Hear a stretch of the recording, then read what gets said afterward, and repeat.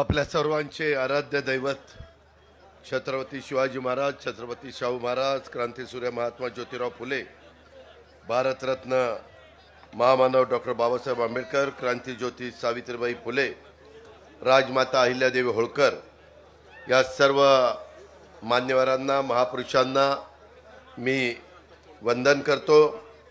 अवघ्या महाराष्ट्राचं श्रद्धास्थान असलेल्या आपल्या पंढरपूरच्या पांडुरंगाच्या चरणी देखील मी सुरुवातीलाच नतमस्तक होतो।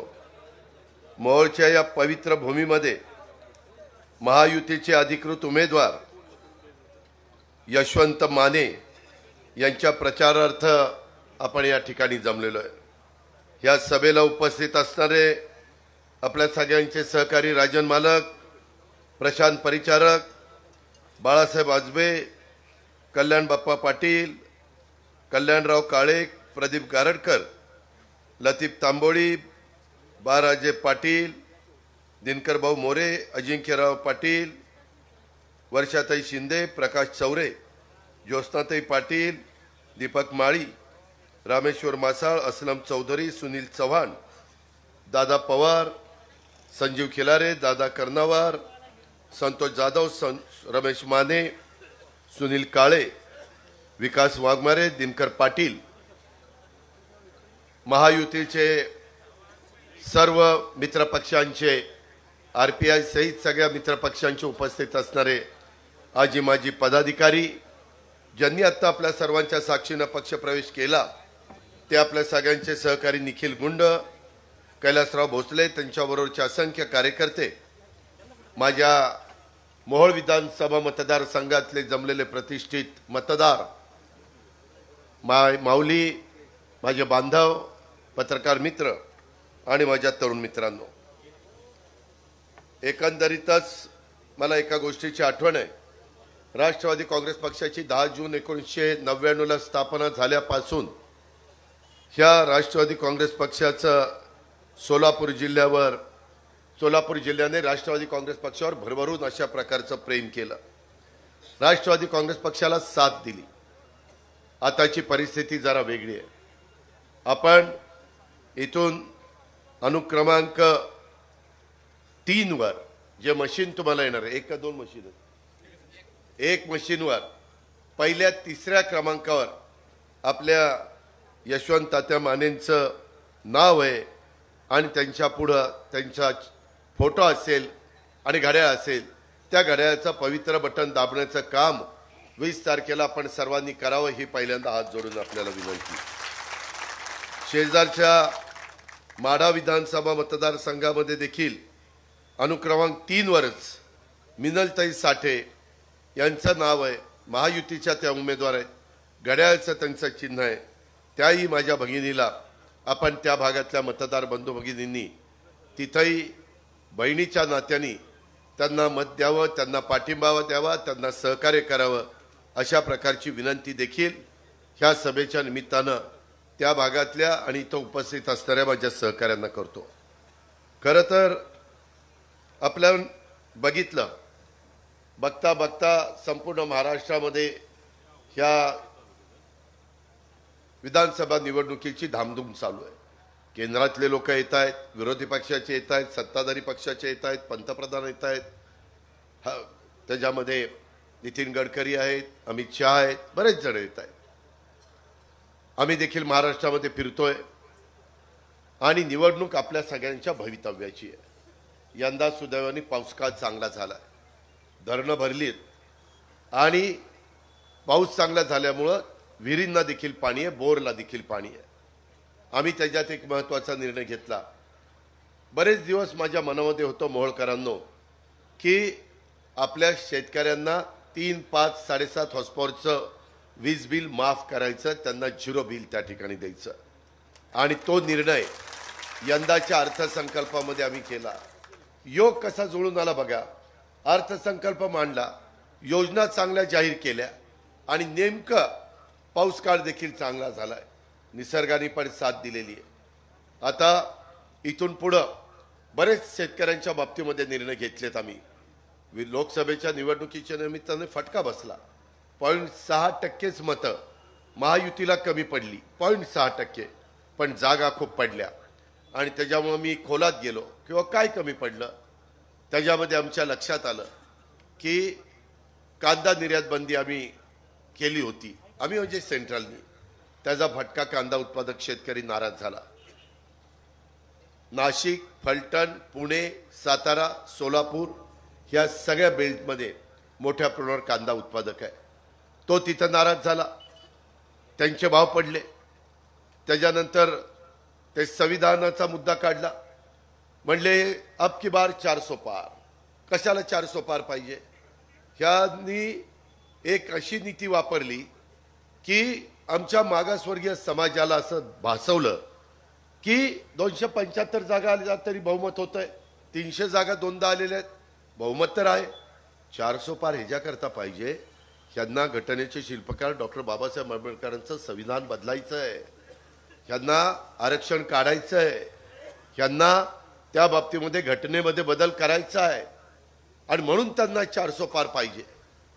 हा त्यांनी जो फेक नरेटिव्ह सेट केला तो इतका परफेक्ट बसला की बरेचसे जवळचे कार्यकर्ते देखील म्हणायला लागले की दादा, यावेळेस आमचा मागासवर्गीय समाज जरा वेगळ्या विचारामध्ये आहे. आणि त्याचं कारण हे होतं, खोटं कारण होतं पण होतं. आणि संविधानाचा आदर आपण 140 कोटी जनता करतोय, त्या न्यायदेवतेची डोळ्यावरची पट्टी काढून टाकली, तिच्या हातात तराजू आहे आणि दुसऱ्या हातात भारतरत्न डॉक्टर बाबासाहेब आंबेडकरांचं संविधान दिलेलं आहे. ही आपण त्या ठिकाणी निर्णय घेतला, पण तो निर्णय पोहोचेपर्यंत वेळ लागला. आता आम्ही संविधान भवन पहिल्यांदा जिल्ह्याच्या ठिकाणी आणि नंतर तालुक्याच्या ठिकाणी करतोय. तुम्ही पहा की संविधानाशिवाय आपला भारत एक संघ राहू शकत नाही, जातीय सलोखा निर्माण होऊ शकत नाही, समविचारी लोकांना एकत्र ठेवू शकत नाही, सेक्युलर विचारधारा पुढे नेऊ शकत नाही. आणि त्याच्यामुळे संविधान बाबांनो फार महत्त्वाचं आहे. त्याच्याकरता आपल्याला एक अतिउत्तम अशा प्रकारचं संविधान बाबासाहेबांनी दिलंय, त्याचा आपण आदर आजही करतोय, उद्याही करणार. जोपर्यंत चंद्र सूर्य आहे तोपर्यंत बाबासाहेब आंबेडकरांच्या संविधानाला कुणीही धक्का लावू शकत नाही. त्याच्यावर ती आता गोष्ट डोक्यातनं काढा. कांदा निर्यात बंदी उठवली, भाव चांगले, ती गोष्ट डोक्यातनं काढा. माझ्या मुस्लिम समाजाला तर असं का सांगितलं, एक CAA कायदा आहे, तो कायदा कशाकरता केला? आपल्या देशातले लोक बाहेरच्या देशामध्ये जाऊन स्थायिक झाले, सिटिझनशिप घेतली आणि काहीतरी प्रसंग असा उद्भवला 40 वर्षांनी, 50 वर्षांनी, 60 वर्षांनी की त्यांना त्यांच्या मायभूमीत म्हणजे आपल्या भारतात यावंसं वाटलं, तर कुठला कायदा नव्हता. युक्रेनला युद्ध चालू आहे, रशियाला युद्ध आहे, पॅलेस्टाईनला युद्ध आहे, इस्रायलला युद्ध आहे, मध्ये श्रीलंकेत गडबड झाली, बांगलादेशमध्ये गडबड झाली, तिथले पंतप्रधानाला तिथनं पळून लावलं, श्रीलंकेच्या राष्ट्रपतीला पळून लावलं, काही बाहेरच्या भागात होतं. त्याच्यामुळे तिथं अराजकता माजते, आपल्या लोकांना जीवन जगणं असह्य होतं. त्या लोकांना परत आणण्याच्या करता हा CAA कायदा आणला. ह्या विरोधकांनी काय सांगितलं अल्पसंख्याक समाजाला, अरे हे महायुतीवाले तुमच्या विरोधात आहे, हा कायदा केलाय तुम्हाला सगळ्यांना गोळा करणारे म्हणले आता, आणि पाकिस्तान आणि बांगलादेशला पाठवणार. यांच्या कुणी सांगितलं होतं? पण ते त्यांना सांगितलं. आणि संविधानाच्या बाबतीत असंही सांगितलं, अब की बार 400 पार झाल्यानंतर हिंदू राष्ट्र घोषित करणार आहे आणि फक्त हिंदूंनाच मताचा अधिकार, बाकीच्यांना नाही. असं सगळं घाबरून सोडलं. आणि त्याच्यामुळं त्यावेळेस अक्षरशः माझा मागासवर्गीय समाज, माझा आदिवासी समाज, माझा अल्पसंख्याक समाज यांनी आमच्यापासून दुरावा निर्माण केला. माझी त्या सगळ्यांना आग्रहाची, नम्रतेची, कळकळीची विनंती आहे, आम्ही शिवशाहू फुले आंबेडकरांच्या विचाराचे लोक आहोत. आम्ही सर्वांना बरोबर घेऊन जातो, आमच्यामध्ये जातीय सलोखा ठेवतो, कुठेही जातीय त्या ठिकाणी अंतर पडू नये, दरी निर्माण होऊ नये, ह्याकरता आम्ही काम करतो. मधी एक नेते आले, एका राज्यातले मुख्यमंत्री होते, आणि त्या ठिकाणी घोषणा केली, बटेंगे काय कटेंगे तो बटेंगे ना, बटेंगे तो कटेंगे, हा असली काहीतरी घोषणा केली. मी त्यांना सांगितलं ही घोषणा शिवशाहू फुले आंबेडकरांच्या महाराष्ट्राला चालणार नाही. त्यामध्ये आम्ही सगळे युगपुरुष छत्रपती शिवाजी महाराज यांच्या विचारांनी पुढे चाललो. रयतेचं हिंदवी स्वराज्याचं स्थापना केली, त्यावेळेस रयतेचं राज्य केलं. रयतमध्ये सगळे आले, सगळे, आणि ह्या हिंदुस्थानला पुढे नेण्याचं काम, हिंदवी स्वराज्याला पुढे नेण्याचं काम हे छत्रपतींनी केलं, शिवाजी महाराजांनी केलं, नंतर छत्रपती संभाजीराजांनी केलं. हा इतिहास कोणी नाकारू शकत नाही. त्याच्यामुळं माझ्या अल्पसंख्याकांना मला सांगायचं, घाबरू नका, मी तुमच्या पाठीशी आहे, कोण तुम्हाला काही करू शकत नाही. आम्ही कुणाला वाऱ्यावर सोडणारी माणसं नाही. आम्ही फार चांगल्या चांगल्या योजना आणल्या. यावेळेस तुम्हाला अल्पसंख्याक विभागाला पण निधी दिला. मी सगळ्या आमदारांना अल्पसंख्याक विभागाच्या करता माझ्या शादीखाना असेल, त्या ठिकाणी उर्दू शाळा असेल, तिथं दफनभूमीला वॉल कंपाऊंड करायचं असेल, तिथं अजून काही त्यांना त्या समाजाच्या करता काम करायचं असेल तर त्यांना निधी देण्याचं काम आम्ही राज्य सरकारच्या मार्फत केलं. बजेटमध्ये 1000 कोटी रुपयाची तरतूद केली. मौलाना आझाद महामंडळाला 1000 कोटीची तरतूद केली. भागभांडवल वाढवलं. 50 कोटीची गॅरंटी होती राज्य सरकारची, ती 500 कोटी रुपयापर्यंत केली. मदरसांचा पगार 6000 होता तो 16000 केला, 8000 होता तो 18000 केला. त्याच्यामध्ये माझ्या अल्पसंख्याकांच्या मुलामुलींना 5 लाखापर्यंत त्या ठिकाणी कर्ज मिळत होतं, ते 20 लाखापर्यंत मर्यादा वाढवली. त्याच्या संदर्भामध्ये आपण त्या बाबतीत जवळपास आम्ही सगळ्यांनी पुढाकार घेतला आणि त्याच्यातून जर आपण या समाजाच्या करता काही दिलं नाही तर कारण नसताना समाजाला कुठंतरी आम्हाला दुर्लक्ष केलं जातं, अशा प्रकारची भावना त्यांच्या सगळ्यांच्या मनामध्ये निर्माण होईल. आणि म्हणून अर्थसंकल्प सादर करत असताना मी अनेक चांगल्या चांगल्या गोष्टी करण्याचा प्रयत्न केला. आणि त्यामध्ये आम्ही डॉक्टर झाकीर हुसेन मदरसा आधुनिकीकरण योजनेत अनुदान प्रतिवर्ष 2 लाख होतं, ते 10 लाखापर्यंत वाढवण्याचा निर्णय घेऊन त्याची अंमलबजावणी आम्ही केली. त्याचबरोबर आम्ही ह्याच्यामध्ये वेगवेगळ्या समाजाला परदेशामध्ये गरिबांच्या मुलांना शिक्षणाच्या करता शिष्यवृत्ती देऊन पाठवतो. तिथं माझ्या अल्पसंख्याक समुदायातील मुलामुलींना परदेशात शिक्षणाची संधी मिळावी, त्यांच्या गुणवत्तेला वाव मिळावा म्हणून अल्पसंख्याक समुदायातील प्रतिवर्षी 75 विद्यार्थिनींना प्रति विद्यार्थी दरवर्षी 40 लाख रुपयाची शिष्यवृत्ती देण्याचा निर्णय आम्ही घेतला आणि त्याच्यात तेवढ्या करोडो रुपयाची तरतूद केली. शिष्यवृत्ती योजना सुधारित वाढून त्यांना 50,000 रुपयाची शिष्यवृत्ती देण्याचा निर्णय आपल्या राज्यामध्ये शिकणाऱ्यांना त्या ठिकाणी घेतला. ह्या पद्धतीनं आम्ही काम करणार आहोत. आम्ही नुसते बोलणारे नाही. मी तर यावेळेस सोशल इंजिनिअरिंग केलं. राजन पाटील, प्रशांत परिचारक, कल्याणराव काळे, आम्ही राष्ट्रवादी काँग्रेस पक्षामध्ये तिकीट वाटप करत असताना आम्हाला भले 60 जागा आल्या, त्याच्यामध्ये मी 10% जागा ह्या माझ्या मुस्लिम समाजाला दिल्या. हसन मुश्रीफ, त्याच्यामध्ये नवाब मलिक, जिशान सिद्दीकी, नजीब मुल्ला, शेख आणि सना मलिक, 6 जणांना मी तिकीट दिली. मध्ये यशवंताला विचारा, 2 जागा मला विधान परिषदेच्या आल्या. त्याच्यात विधान परिषदेमध्ये एक पण अल्पसंख्याक आमदार नाही. माझ्या ज्यावेळेस लक्षात आलं, मी ताबडतोब, काँग्रेसने नाही केलं, इतरांनी केलं नाही, पण मी इद्रिस नायकवाडी आमच्या मिरजचे, त्यांना तिथं आमदार केलं. त्यांना विचार आमदार केलं की नाही. आम्ही नुसतं बोलत नाही, आम्ही कृती करतो. त्याच्यामुळं माझ्या अल्पसंख्याक समाजाला विनंती आहे, तुम्ही सगळ्यांना एकाच चष्म्यातनं बघू नका. राष्ट्रवादी काँग्रेस पक्ष हा बहुजनांचा आदर करणारा, सर्व जाती धर्माला बरोबर घेऊन जाणारा, समाजातल्या शेवटच्या घटकाला न्याय देणारा अशा प्रकारचा हा पक्ष आहे. आणि आम्ही तुम्हालाही बरोबर घेऊन जातोय हे आम्ही कृतीतनं त्या ठिकाणी दाखवलं. एवढंच नाही, मी महिलांना पण 10% जागा दिल्या उमेदवार म्हणून. त्याच्यातल्या एक आपल्या मिनलताई साठे, दुसऱ्या आदित्यताई तटकरे, त्या ठिकाणी तिसऱ्या आमच्या सुलभा खोडके यांच्याबरोबर त्या आमदार होत्या.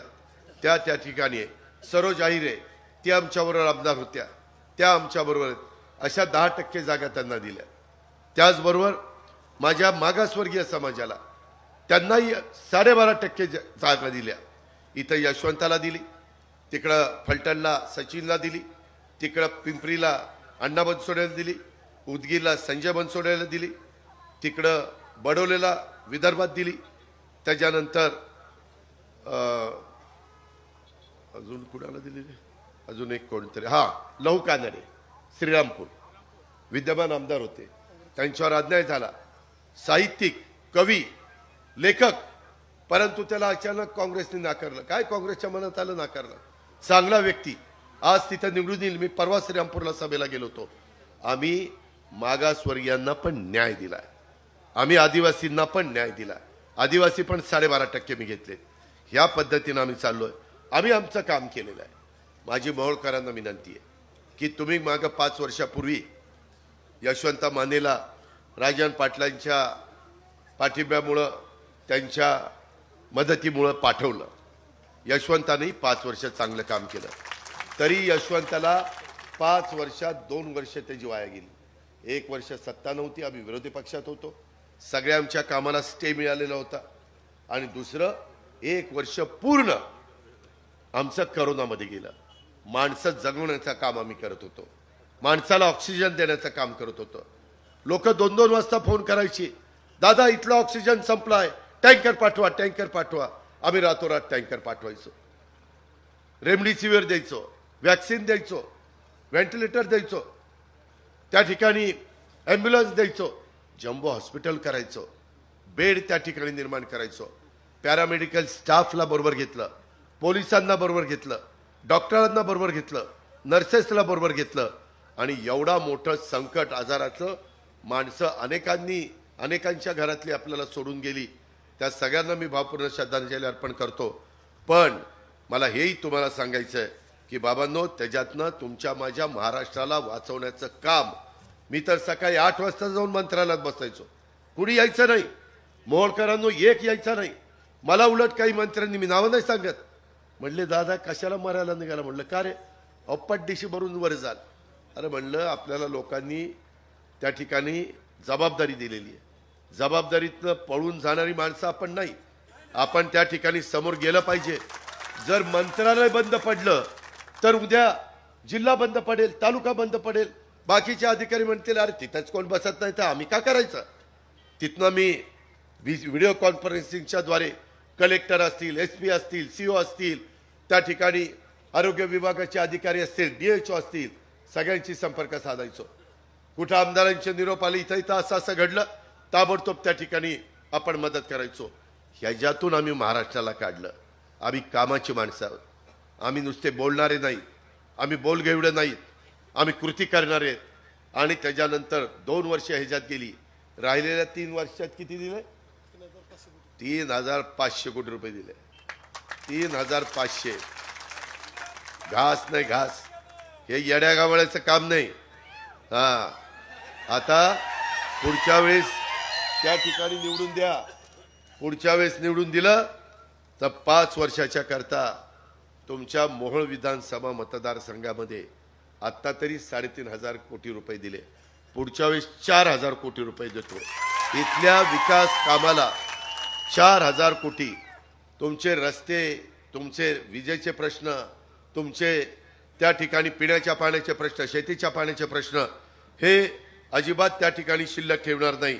त्याचबरोबर आपल्याला सोलापूर जिल्ह्यातल्या मोहोळसह माढा तालुक्यातल्या जनतेच्यासाठी अत्यंत महत्त्वाच्या असणाऱ्या अष्टउपसा सिंचन योजनेला शेवटी आचारसंहिता लागायच्या आत राजन मालकाचा फोन यायचा, यशवंताचा फोन यायचा, दादा काहीतरी करा, दादा काहीतरी करा. म्हणजे ही म्हणायचा दादा काहीतरी करा, ती मालक म्हणायचा करतो की नाही. याला म्हणलं इल्लच भारी चाललंय, पण मी म्हणलं नाही करत जा.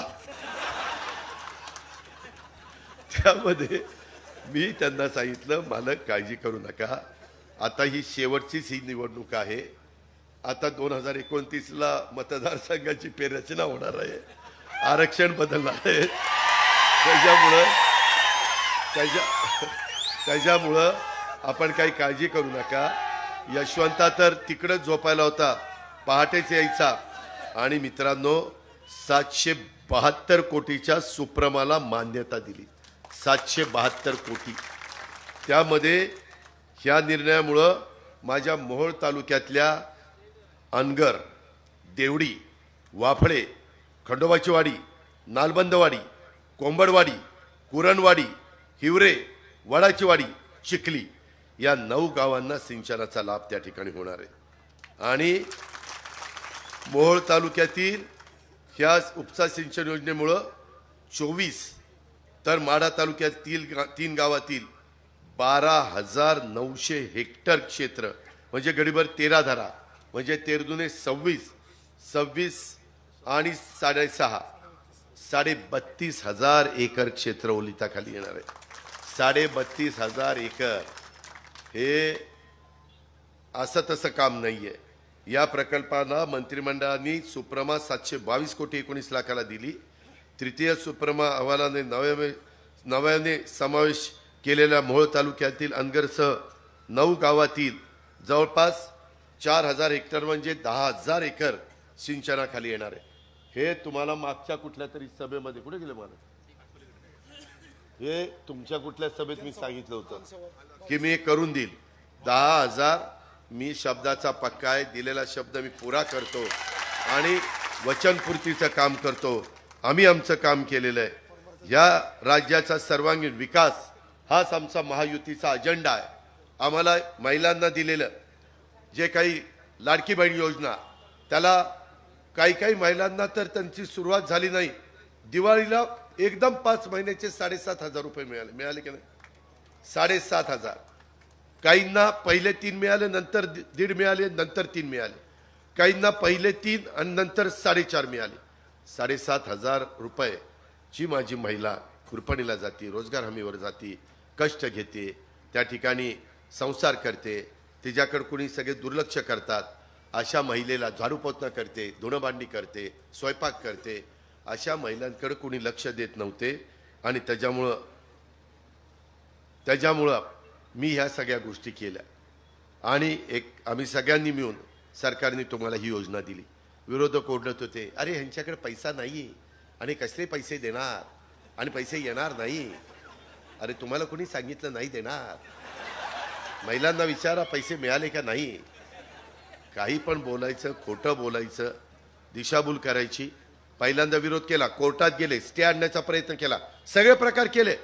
महिलांनो, माय माऊलींनो, बहिणींनो, हे असली लोक आहेत ती.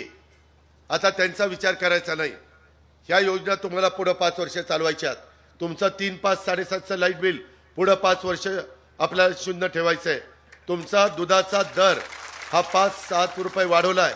त्याला जिथं जेव्हा दुधाचा दर अडचण येतील तेव्हा शासनाकडनं मदत करायची. गोरगरिबांच्या मुलींना फुकट कॉलेजचं शिक्षण त्या ठिकाणी द्यायचं. पूर्वी 50% होते, आता 100% त्या ठिकाणी मोफत केलेलं आहे. आणि 3 गॅस सिलेंडर द्यायचे. ह्या सगळ्या योजना चालू ठेवायच्या असतील तर बांधवांनो, माय माऊलींनो, एक काम करावं लागेल. ते तुमच्या हातात आहे.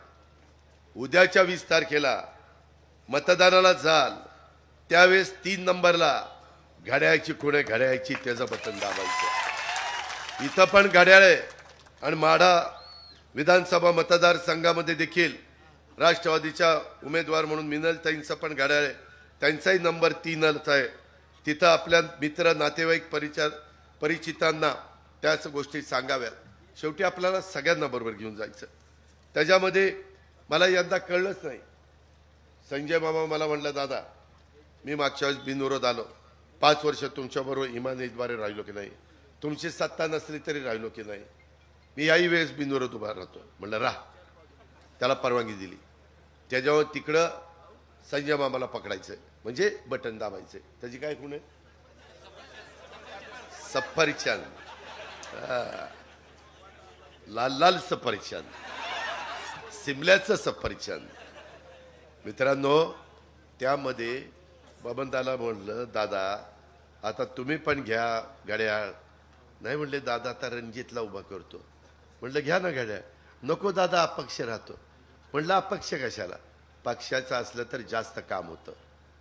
पक्षाचं असल्यानंतर यशवंता हक्काने आमच्या हाताला धरून काम करून घेऊ शकतो, त्याच्यामध्ये हट्ट करू शकतो, आम्ही त्यांचे हट्ट पुरू शकतो. आणि त्याच्यामुळं पक्षाला एक वेगळं आगळं महत्त्व असतं, युतीला एक वेगळं आगळं महत्त्व असतं.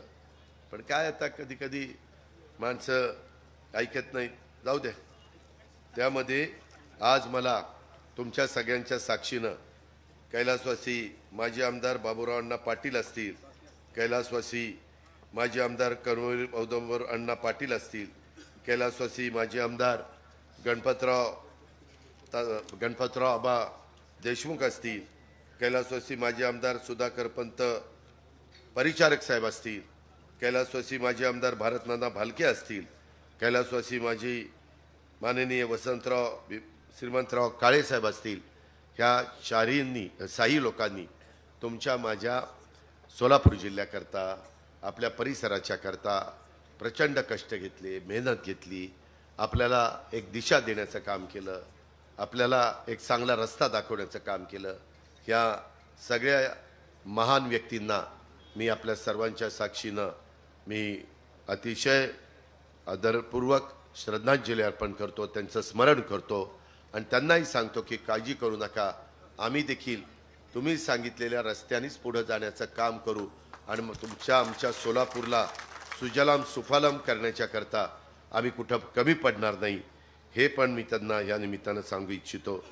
त्याच्यामध्ये पापरी तालुका मोहोळ जिल्हा परिषदेची प्राथमिक शाळा 2.5 एकर जमीन व 2 कोटीचा निधी आपण दिला.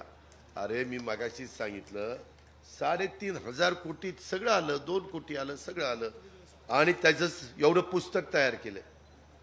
ह्या पुस्तकामध्ये सगळे पुरावे, कुठल्या गावात नान्नजला काय केलं, शिंगोलीला काय केलं, अर्धनारीला काय केलं, इसगावला काय केलं, तुम्ही उपलब्ध करून दिले. हा बरोबर आहे, ते CSR मधनं केले होते. ते सांगितलं की सगळेच येतील उपलब्ध करून दे. काय बोला. हा त्याला काढून टाकलेलं आहे, काळजी करू नये.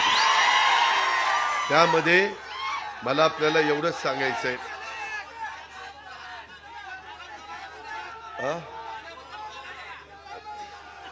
पहिलं बटन दाब.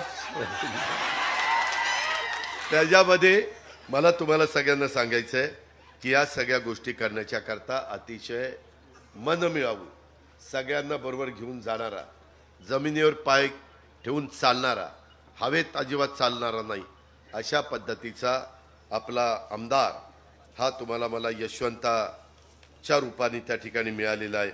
ही गोष्ट आपल्याला नाकारता येणार नाही. यशवंत माने हा तुमच्या माझ्या मोहोळ विधानसभा मतदारसंघाच्या विकासासाठी अतिशय तळमळीनं काम करणारा हे नेतृत्व आहे. एक आदर्श लोकप्रतिनिधी म्हणून आमदार मानेंची राज्याला देखील ओळख झालेली आहे. मोहोळ मतदारसंघाचे प्रश्न मार्गी लागावे आणि तुमचे आमदार त्याकरता सातत्याने प्रयत्न करत होते. त्यासाठीची त्यांची धावपळ मी उघड्या डोळ्यांनी जवळनं त्या ठिकाणी पाहिलेली आहे. मात्र आता वेळ तुमच्यावर आलेली आहे.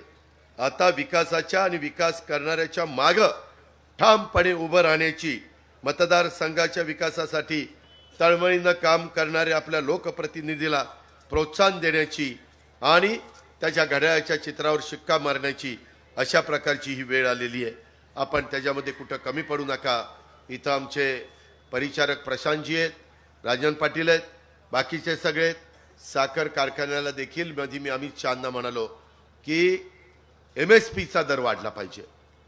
साखरेचा बद्दल ऊसाचा दर वाढल्याशिवाय माझा शेतकरी समाधानी होणार नाही आणि ते केंद्राच्या हातात आहे.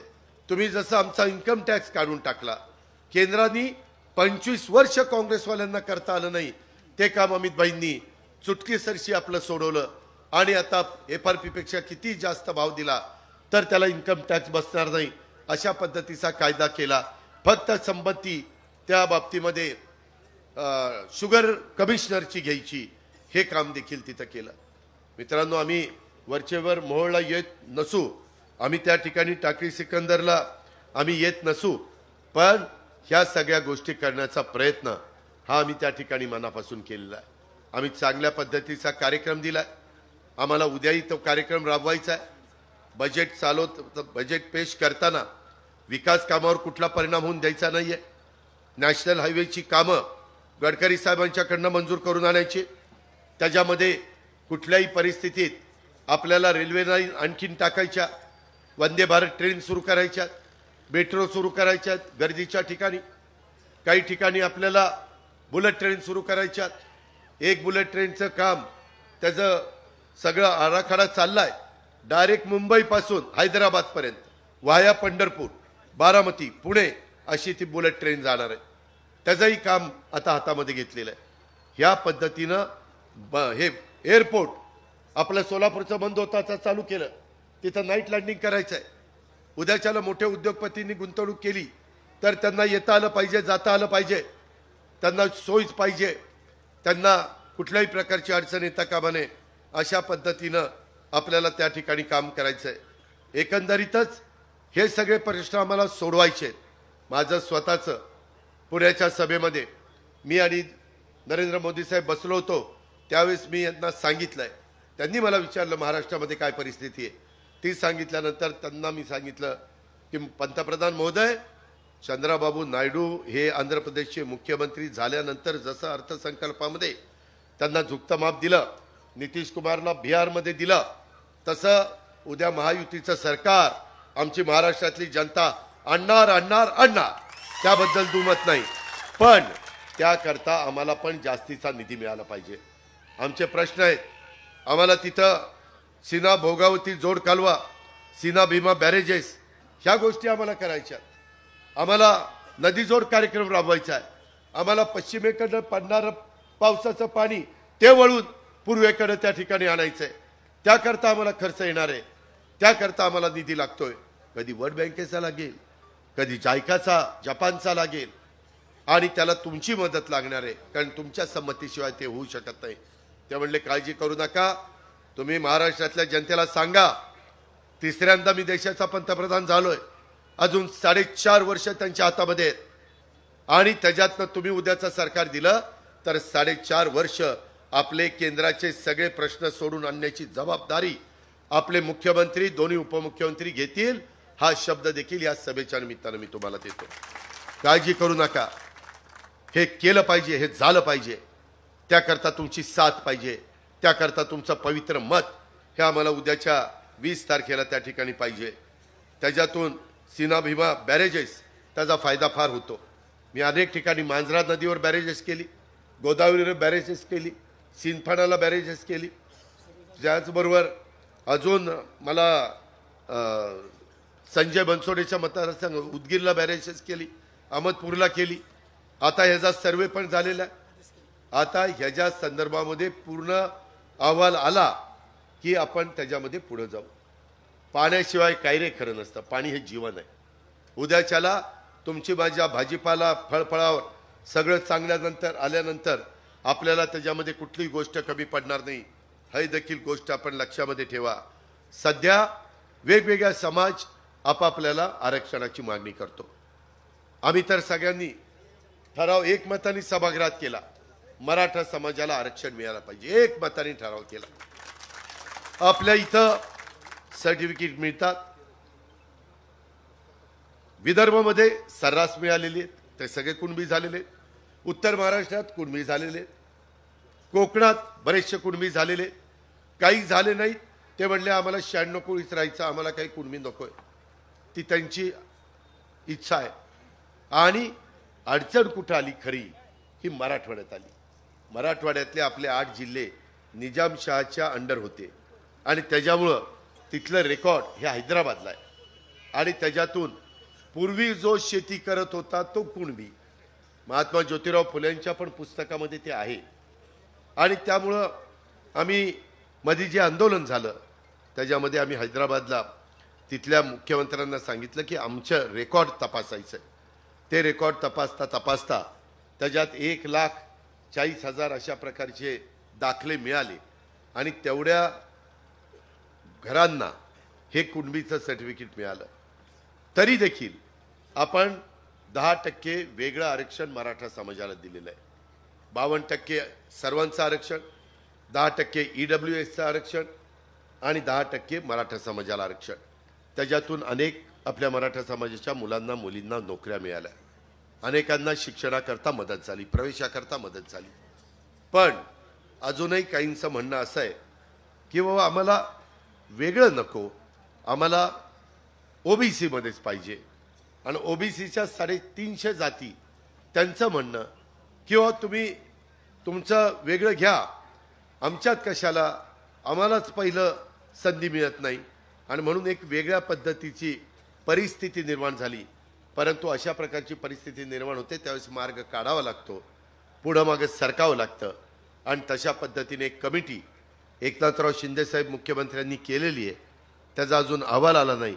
माजी न्यायाधीशांची ती समिती आहे, ते त्याच्याबद्दलचा अभ्यास करतायत, त्याच्याबद्दलची कागदपत्र तपासतायत. ह्याच्यामध्ये कुणाला तरी कारण नसताना काहीतरी थातूरमातूर उत्तरं द्यायची किंवा वेळ मारून द्यायची ही भूमिका आमची कुणाची पण नाही. ही गोष्ट देखील मराठा आरक्षणाच्या बाबतीमध्ये आपल्याला अतिशय नम्रपणे मी इथं सांगू इच्छितो. परंतु मराठवाड्यातल्या काही माझ्या बांधवांच्या करता अतिशय युद्ध पातळीवर प्रयत्न त्या ठिकाणी चाललेले आहेत. ह्याची पण नोंद माझ्या मोहोळ विधानसभा मतदारसंघातल्या नव्हे तर माझ्या सोलापूर जिल्ह्यातल्या सर्व मान्यवरांनी या निमित्तानं घ्यावी. माझी आपल्याला दुसरी एक विनंती आहे, तुमचे अनेकांशी चांगले संबंध येतात, त्याच्याकरता तुम्ही ज्यावेळेस आम्ही शिवशाहू फुले आंबेडकरांच्या विचारांनी वाटचाल करतो त्याच्यातनं महामानवांच्या कल्याणकारी विचारांपासून हे सरकार कधी दुसरीकडे हटणार नाही, हा देखील मी तुम्हाला सगळ्यांना खात्री देतो. परंतु इथून पुढं राज्याच्या विकासाचा वेग हा आणखी आपल्याला वाढवायचा आहे. केंद्राची मदत मोठ्या प्रमाणावर आपल्याला घ्यायची आहे. महायुती सरकार त्याकरता सत्तेवर येणं आणि आपल्या योजना पुढे चालू ठेवणं हे आपलं सगळ्यांचं काम आहे. म्हणून माझी तुम्हाला विनंती आहे, महायुतीचे आणि राष्ट्रवादी काँग्रेस पक्षाचे अधिकृत उमेदवार या नात्याने मोहोळ विधानसभा मतदारसंघातनं दुसऱ्यांदा यशवंता माने यांना आपल्या सगळ्यांचं प्रतिनिधित्व करण्याची संधी द्यावी. ही प्रतिनिधित्व त्यांनी दिल्यानंतर आपण